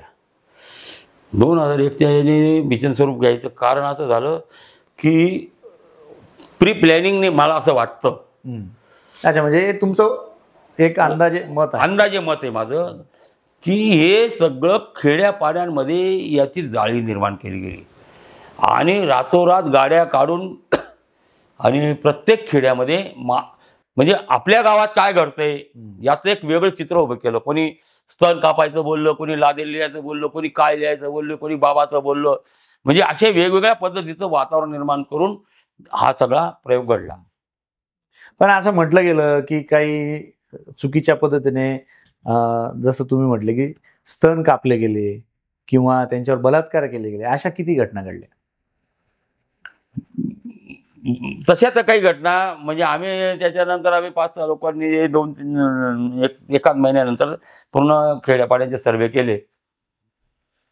काही घटना घडल्या आहेत, बलात्कारा म्हणा किंवा थोडंसं छेडछाड, काही घटना घडल्या त्या गावातल्या अल्पसंख्याकांबरोबर घडल्या असतील. अच्छा, त्या मुलींबद्दल. तिथलं ते स्थानिक टार्गेट पोरांचं काम होतं. त्याला हिंदू मुस्लिम हा विषय नव्हता. म्हणजे धार्मिक त्याला अँगल नव्हता. अच्छा, हा, नाही, पण तुम्ही मी पुन्हा एकदा तेच विचारतोय की हिंदू स्त्रियांची स्तन कापली गेली अशी एक मोठी आवळी त्या काळात पसरली होती आणि ग्रामीण भाग त्याच्यामुळे पेटला पण होता. तर या अफवेला काही तथ्य? काहीच नाही. कोणी एक केस कुठे सापडली नाही, तशी एकही काहीच नाही. विजयनगरला वेस्टी स्टँडवर कापू राहिले. इकडे हिंदू मुस्लिम परिसरात असणाऱ्या हिंदू स्त्रियांवर किंवा तरुणींवर असे काही बलात्काराचे प्रसंग घडले? एकही प्रसंग समोर आला नाही. अच्छा, म्हणजे ही निव्वळ अफवा पसरवली गेली आणि त्या अफवेचं रिॲक्शन एका मोठ्या तणाव. म्हणजे हे जसं आपण तिकडचं बोल राहिलो ना, तसं हिंदू परिसरातही काहीच झालं नाही. अच्छा, एकही मुस्लिम स्त्रीला त्रास झाला नाही. अच्छा, म्हणजे मुस्लिम परिसरातही हिंदूंना त्रास झाला नाही 2001ला पण? हो. आता कसं असतं की ज्यावेळेस मॉब एकत्र येतो, तो मॉब भीतीने एकत्र येतो किंवा बदल्याच्या भावनेने एकत्र येतो, तो येतो. त्याचं ते सायकोलॉजिकल वार चालतं डोक्यात, किंवा मग ते मशीनमध्ये कोणी गायलान करायला लागून जातं, कोणी इकडं आपल्याकडं जोरजोरात सांगायला लागून जातं. या सगळ्या गोष्टी त्या एक फोबिया जो तयार झाला असतो त्याचे परिणाम असतात. त्यावेळेस पळापळ हे ते अशा सगळ्या घटना घडत असतात. ती दहशत, तो जो सायकोलॉजिकल दबाव असतो त्याच्यातनं नवे नवे प्रश्न निर्माण होतात. बाकी प्रॅक्टिकलमध्ये अशा पद्धतीचं काही घडल्याचं कोणी अजूनपर्यंत सांगितलं नाही. आणि 2001च्या नंतरच्या दंगलीनंतर तसं मालेगावात धार्मिक दंगल झालेली नाही आजपर्यंत. मग याचं काय कारण असेल की 2001 पर्यंत दंगलींचा कालखंड आहे आणि 2001ची इतकी भीषण दंगल होऊन सुद्धा नंतरच्या काळात दंगली नाहीत? मग राजकीय गरज संपली? राजकीय गरज, कारण विधानसभेत 2 भाग होऊन गेले. अच्छा, हा एक भाग महापालिका झाली आणि त्याच्या अगोदर मला वाटतं वर्षभर अगोदर विधानसभा आपण 2 करून टाकल्या, नदीच्या इकडे नदीच्या तिकडे. अच्छा, म्हणजे मतदानांचा प्रश्न संपला. हा एक भाग. मधल्या पिरियडमध्ये काय झालं की जसं इकडचा जो वर्ग होता किंवा संगमेश्वर, इकडचा मुस्लिम हा हेच वातावरणांचे कायम याच्या दहशत राहण्यापेक्षा त्याच्या एरियात सुरक्षित राहील बुवा, या एका मागणीने मुस्लिम तिकडे गेला आणि तिकडचा हिंदू इकडे आला. या नव्या वस्त्या ज्या निर्माण झालेल्या आहेत यांच्या डोक्यात आपली परंपरा जागा गेली, आपला परंपरा देव गेला, आपला परंपरा प्लॉट गेला, आपला परंपरा मंदिर गेलं. हे जसं असतं तसं त्याच्यामुळे त्रास झाला का हे कोणी सांगणार नाही, पण दबाव इतका असतो या व्यवस्थेचा की त्या दबावापोटी त्याला असं वाटतं की यांच्यामुळे निघावं लागलं मला. म्हणजे मालेगावातला बऱ्याच मोठा व्यापार जो होता, हा सगळा व्यापारी भाग जो होता, व्यापार पेठच आहे ना, सोमवार बाजार वगैरे, हा सगळा पट्टा याचा मामलेदार गल्ली आहे, राजेबहादूर वाडा आहे, सराफ पट्टा, हे सगळे. आता सगळे लोक तिथे जायचे. पण आता असुरक्षिततेच्या भावना जितक्या वाढत गेल्या त्याच्यामुळे हळूहळू ना नको झालं डोक्याला ताण, काही घेऊन जातं. आणि कसं असतं की तुम्ही सदा सर्व काळ सगळ्यांकडनं चांगलंच अपेक्षित करत असाल तर 2-5% असे मूर्ख आणि भेदरलेली मेंटॅलिटी किंवा सायको झालेली मेंटॅलिटी माणसं ते असते ना, ते धार्मिक वेडेपणा असेल विकृती असेल तर ते ते ते चालत असतात. मग त्याच्यामुळं ते एकूण दहशतीचं वातावरण असतं. त्याच्यामुळे हे आता इकडे सगळा हे आपला विकास झाला. इकडे इकडे येऊ राहिलो आपण. सडा नाका, कॅम्प या सगळ्या भागामध्ये आपण मोठ्या प्रमाणात व्यापार सुरू केला. ते सगळे तिकडचे लोक येऊ राहिले. आता इकडे यायचं कारण आणखी त्याच्यात काय कारण असेल ते असो, पण त्याच्यात हे मी म्हणू शकतो आपण की तिकडे आता धंदा नव्हता. मग तिकडे आता धंदा नव्हता म्हणण्यापेक्षा तिकडे आता दहशत खूप आहे हे म्हणायला सोपं जातं ना, लोकांना बी आवडतं. म्हणजे दोघं बाजूंच्या लोकांचं तेच झालं, हिंदू मुसलमानांचं तेच झालं. एकूणच तुमच्या बोलण्यावरून असं वाटतंय की हे सगळी व्यवस्था आणि सगळी अवस्था जी आहे ही राजकारण आणि अर्थकारण याच्याशी निगडीत असलेली आहे. यातला धार्मिक द्वेष किंवा धार्मिक कारण ही अगदी नगण्य प्रमाणात आहेत. पण हे सगळं होत असताना आजचं जे 2025चं मालेगाव आहे त्या मालेगाव समोर कसली आव्हानं आणि कोणती आव्हानं आहे असं तुम्हाला वाटतं? मालेगाव समोरचं सगळ्यात मोठं आव्हान आहे की इथल्या ह्या गावाबद्दल शासन प्रशासन यांच्यामध्ये जो तिरस्कारचा म्हणजे या अफवामधूनच निर्माण झालेले आहेत हे सगळे. आणि काय होईल जसं आम्ही आता बघतो कसं आहे किंवा ठीक आहे बांगलादेशी रोहिंग्या हे सगळे प्रश्न असतील तर घुसावे, काढावे, मारून टाकावे, तो विषय नाही आपला. बरोबर. पण प्रश्न असा आहे की वोट जिहाद, लव जिहाद, हे जिहाद करून करून त्या मालेगावला एक प्रयोगाचं हे बनवून घेतलं तुम्ही. तर याच्यातून निर्माण काय होणार आहे उद्या? जर मालेगावची ही सगळी इंडस्ट्री हळूहळू बंद झाली किंवा काही ना काही त्याच्या कारणाने अशा पद्धतीने येत गेलं, तिथे रोजगार कमी झाला तर पुढचं भवितव्य मालेगावचं काय राहणार आहे हा विषय. म्हणजे त्यांच्या कुठल्याच कृतीचं समर्थन नाही करायचं आपल्याला. पण प्रश्न असा आहे की तुमचं सगळं खेळतं भांडवल हे त्या मालेगाववर अवलंबून आहे. कोणी मंत्र्यांनी नाही, संत्र्यांनी नाही, आमदारांनी नाही, खासदारांनी कोणी या मालेगावला विजन दिलेलं नाहीये विकासाचं. म्हणजे विकासाचं विजन हा प्रकार मालेगावसाठी नाहीये. त्याच्यामुळं तिथं नवे रोजगार निर्माण होतील कसे? महेंद्र वाले येणार होते, मग नंतर भुजबळ नॉलेज सिटी वाले येणार होते, नंतर मग ते तिकडचे आपले मारुतीचा प्लांट येणार होते, अलिबाग मुस्लिम विद्यापीठवाले येणार होते, असे सगळे येणार होते. मग गेले कुठे? कोणी पाठवले? कुठे गेले? का गेले? त्याची चिकित्सा मालेगावकर नागरिक करत नाही. आणि ह्या सगळ्या अफवांचं पीक आता तोंडी आणि मौखिक स्वरूपातल्या अफवा ज्या होत्या गावोगाव ज्या पोचत होत्या आता फार झटकन झालेलं आहे.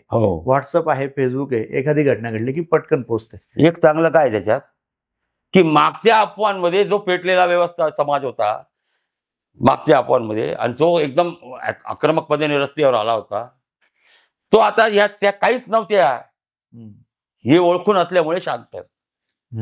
अच्छा, म्हणजे सोशल मीडियाचा एक चांगला फायदा पण आहे की यार हे चालत असतं. हे सोशल मीडियाने काय केलं, राजकारण, धर्मकारण, समाजकारण याच्याबद्दल खरं खोटं, चांगलं वाईट सगळं जळजळ टाकायला सुरुवात केलं. मनुष्य सुन्न होऊन गेलेलं आहे. काय करायचं निर्णय नाही घेऊ शकत आता की हे बरोबर असेल चला पळा, त्याच्या आता नाही घेऊ शकत. प्रचंड बडीमार आहे. आणि मग काही काही एकदमच अल्पबुद्धी असतील त्यांच्या पद्धतीने करत असतात. आज जे काय मालेगावचं चित्र दिसतं, मालेगावमध्ये मोठ्या प्रमाणात जमीन विक्रीचे व्यवहार मधून एक गुन्हेगारी तयार होते. मोठ्या प्रमाणात ती गुन्हेगारी तयार होते. मालेगाव समोर अनेक व्यसनांचे प्रश्न आहेत, अनेक विषय मालेगावचे रखडलेले आहेत. मालेगावची वाहतूक व्यवस्था आहे, विकास आहे, MIDC आहे, सगळ्या गोष्टी आहेत. पण या सगळ्यांच्या पलीकडे मालेगावचं जे एक कल्चर आहे, मालेगावचा जो जुगाड पॅटर्न आहे, त्या जुगाड पॅटर्नमुळे मालेगाव ओळखलंच जातं. गेले अनेक वर्ष मालेगाव दंगल, बॉम्बस्फोट असं ओळखलं जातं. पण आता आपण अनुभवतोय की मालेगावात वेगळ्या प्रयोग करणारी लोक, साधी माणसं आहेत की ज्यांच्यामुळे सुद्धा मालेगाव ओळखलं जातं. मग ते कपडे असतील, गॅरेज लाईन असेल, इतर कामं असतील, एखादी गोष्ट बनवून घ्यायची असेल ती मार्केटपेक्षा स्वस्त पडते, असं हे सगळं आपलं मालेगाव आहे. पण या सगळ्या गावाला पुन्हा एकदा हिंदू आणि मुस्लिम याच्या संघर्षाचं पुन्हा एक चित्र आपल्या समोर उभं राहताना दिसतंय. आणि आता ते छोट्या नाही मोठ्या पातळीवर घडवून आणताना आपल्याला पाहतोय. तर या सगळ्यामध्ये सामान्य मालेगावकर नागरिक म्हणून आपण काय भूमिका घेतली पाहिजे? नाही आता तर मी हे म्हणेल की एक त्यातल्या त्यात एक वेगळी गोष्ट अशी आहे की हा जो धर्मांतरित मुस्लिम आहे जो हिंदूंमधून तिकडे गेलेला आहे त्याची मालेगावात संख्या खूप मोठी आहे. बरोबर. जर त्यांचं कारण तेच प्रेम करतायत हिंदूंवर, हिंदू सणांवर, हिंदू परंपरांवर.